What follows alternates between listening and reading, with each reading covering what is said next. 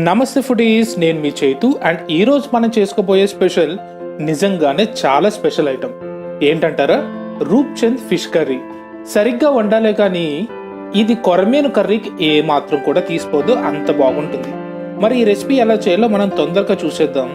దానికంటే ముందు మీరు ఈ ఛానల్ ఫస్ట్ టైం చూస్తుంటే తప్పకుండా సబ్స్క్రైబ్ చేసి బెల్ ఐకాన్ ప్రెస్ చేయండి. సో నేను అప్లోడ్ చేసే ప్రతి వీడియో మీకు వచ్చేస్తుంది, నోటిఫికేషన్ మిస్ అవ్వకుండా. ఈ రూప్చంద్ చూడ్డానికి అచ్చం పాంఫ్రేలా ఉంటుంది, కానీ దానికి దీనికి చాలా డిఫరెన్స్ ఉంటుంది.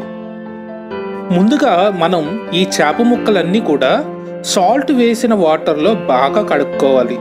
అలాగే ఈ చేపకి చాలా చిన్న చిన్న పొలుసు ఉంటుంది. సో బాగా చూసుకుని అవన్నీ తీసేసిన తర్వాత ఇందులో కొద్దిగా పసుపు అలాగే ఉప్పు ఈ రెండు వేసుకుని బాగా కలిపి ఒక అరగంట మీరు ఈ చేప ముక్కల్ని పక్కన పెట్టుకోండి. ఫుడ్లో ఉన్న బ్యాక్టీరియాని చంపడానికి పసుపు ఒక మంచి యాంటీబయాటిక్ ఏజెంట్. చూసారు కదా, మనకు ఉప్పు పసుపు బాగా కలిసిపోయా. ఇప్పుడు వీటిని ఒక అరగంట పక్కన పెట్టేద్దాం. ఇప్పుడు ఒక కడాయిలో కొద్దిగా ఆయిల్ తీసుకుని వాటిలో పచ్చిమిర్చి, కరివేపాకు, కొత్తిమీర ఈ మూడు వేసుకుని ఒక్క నిమిషం వేగనిచ్చి మనం కలుపుకొని పక్కన పెట్టుకున్న చేప ముక్కల్ని ఇందులో వేసుకుందాం. గుర్తుపెట్టుకోండి, ఈ చేప ముక్కలు వేసే ముందు మీరు మంటని లో ఫ్లేమ్లోనే పెట్టుకోండి. ఇప్పుడు వీటిని అటు ఇటు తిప్పుతూ కొంచెం కొంచెంగా మనం ఫ్రై చేసుకోవాలి.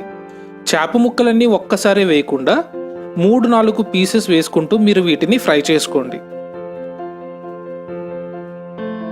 చూశారు కదా, ఇలా రెండు వైపులా వేగిన తర్వాత ఈ చేప ముక్కల్ని సెపరేట్గా ఒక ప్లేట్లోకి తీసుకొని పక్కన పెట్టేయండి.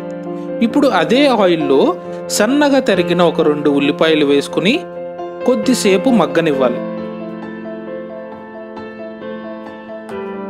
ఉల్లిపాయలు ఇలా కొద్దిగా వేగిన తర్వాత ఇందులో 1 స్పూన్ పసుపు, అలాగే 1 స్పూన్ అల్లం వెల్లుల్లి పేస్ట్, అలాగే 1 స్పూన్ సాల్ట్ ఇవన్నీ వేసుకుని అల్లం వెల్లుల్లి పేస్ట్ పచ్చి వాసన పోయే వరకు కూడా మనం ఫ్రై చేయాలి.